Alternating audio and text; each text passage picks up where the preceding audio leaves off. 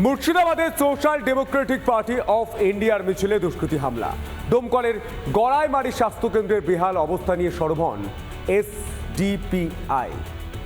সেখানে মিছিলে হামলা চালানো হয় বলে অভিযোগ। প্রতিবাদে রাস্তা অবরোধ করে এসডিপিআই। বিক্ষোভ তুলতে গেলে বেঁধে যায় পুলিশের সঙ্গে আন্দোলনকারীদের ধস্তাধস্তি। ঘটনায় আটক 10।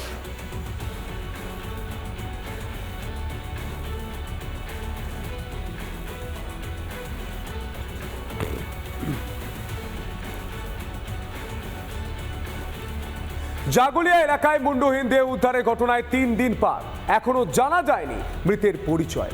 হাতের ট্যাটুর ছবি পাঠানো হচ্ছে পার্শ্ববর্তী বিভিন্ন থানায়। ঘটনার ভয়াবহতায় সিটিয়ে এলাকাবাসী।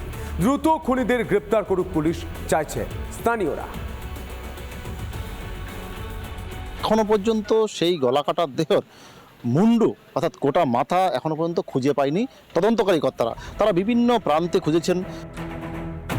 বুধবার ফের ঘটনাস্থল ঘুরে দেখেন তদন্তকারীরা।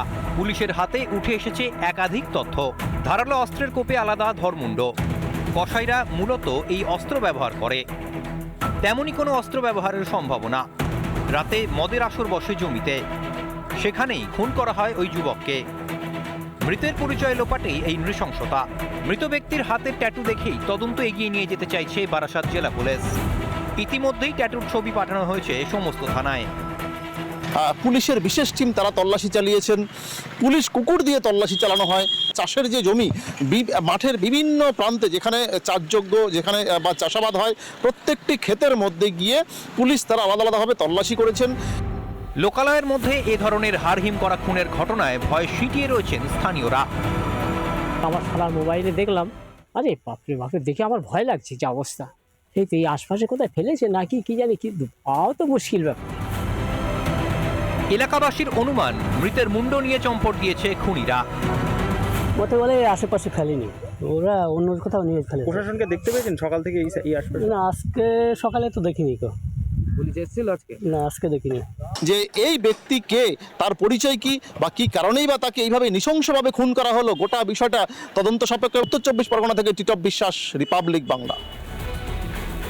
পুলিশ কর্মীর অস্বাভাবিক মৃত্যু ঘিরে চাঞ্চল্য। সিটি সিভিল কোর্টের মধ্যে পুলিশ কর্মী গোপাল নাথের দেহ উদ্ধার। বিচারকের দেহরক্ষী হিসাবে নিযুক্ত ছিলেন।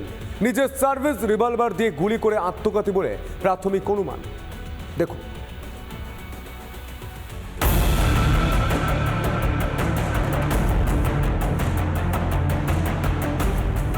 সিটি সিভিল কোর্টের মধ্যে বিচারকের দেহরক্ষীর রহস্য মৃত্যু।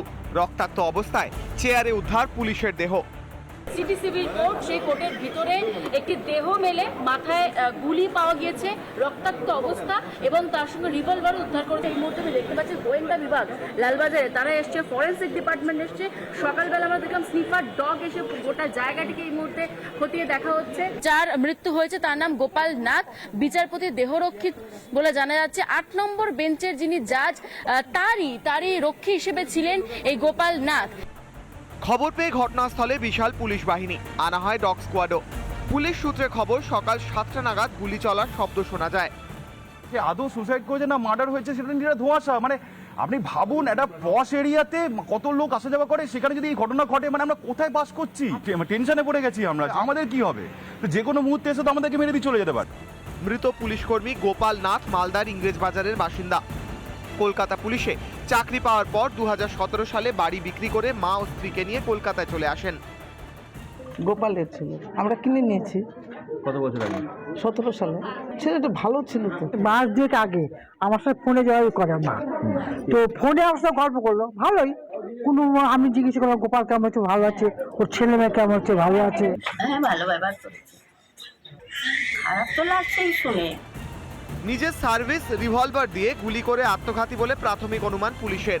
পারিবারিক সমস্যার কারণে দীর্ঘদিন ধরেই মানসিক অবসাদে ভুগছিলেন বলে পুলিশ সূত্রে খবর। রিপাবলিক বাংলা।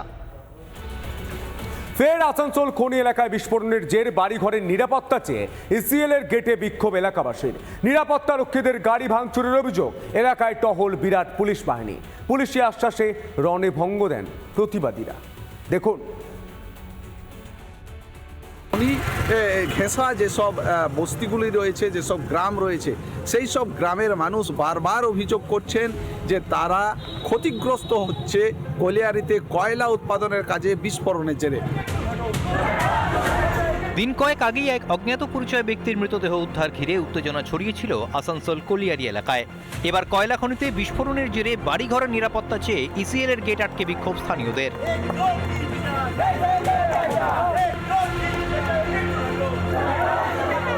বারবার বলা হচ্ছে যে ব্লাস্টিংটা কম করুন, কিন্তু ব্লাস্টিং কম হচ্ছে না। বারকে বার ওরা আমাদেরকে বলে যাচ্ছে যে ব্লাস্টিং কম হবে, কিন্তু কম হচ্ছে না। আজ অনেক বড় ক্ষতি হতো, আমার 3টে বাচ্চা, আমার স্বামী মরে যেত। এর আগে প্রায় 3-4 বার বিস্ফোরণ বন্ধের দাবি জানিয়ে বিক্ষোভ দেখান এলাকাবাসী।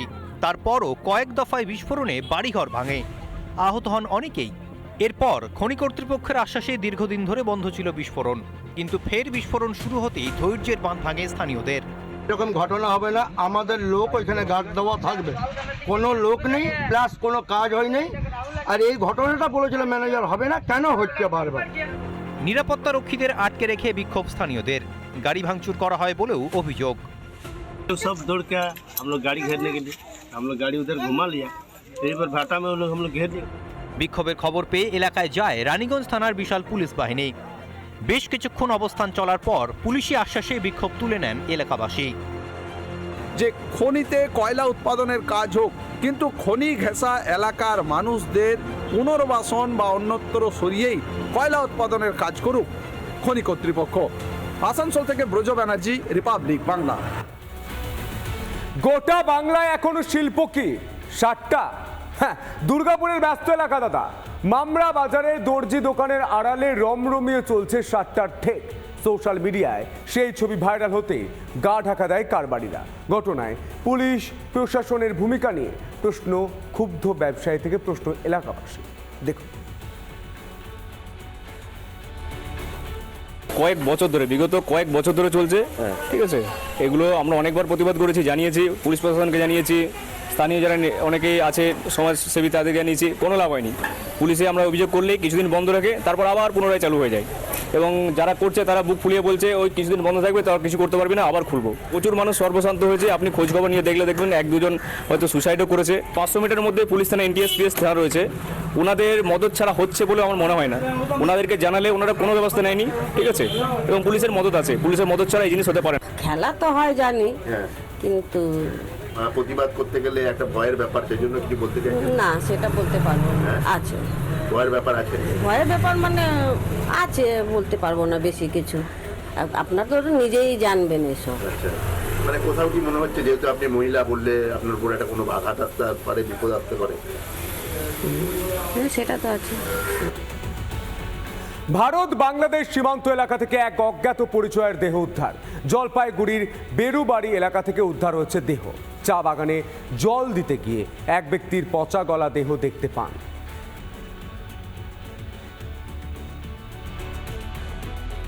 আমি গেছিলাম তো বাগানে জল দিতে, তো যাওয়ার পরে পাইপ ওইখানে জয়েন দিব, তো জয়েন দেওয়ার সময় অচানক দেখি ওইখানে একটা বডি পড়ে আছে।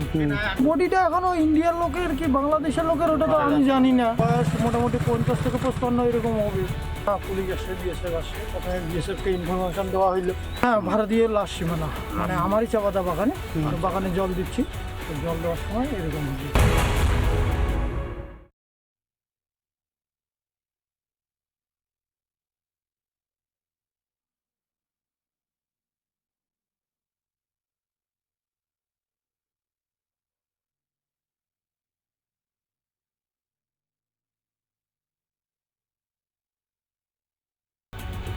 অভয়ার বিচার চেয়ে রাস্তায় নামার জন্য পুলিশ কলার ধরে প্রিজন ভ্যানে তোলে। এটা বাংলার ছবি, এটা ভাঙড়ের ছবি।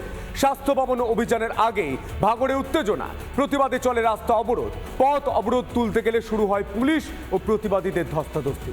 ঘটনায় বেশ কয়েকজনকে আটক করেছে পোলেরহাট থানার পুলিশ। দ্রুতদের মুক্তির দাবিতে বিকেলে ফের হাড়োয়া মোড়ে প্রতিবাদ বিক্ষোভ।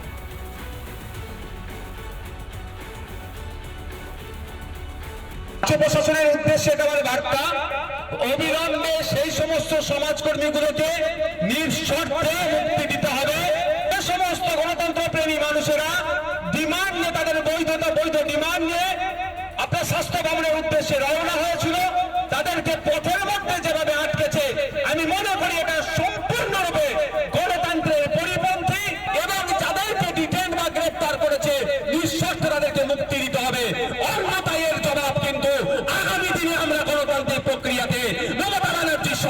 আমরা বুঝিয়ে দেব।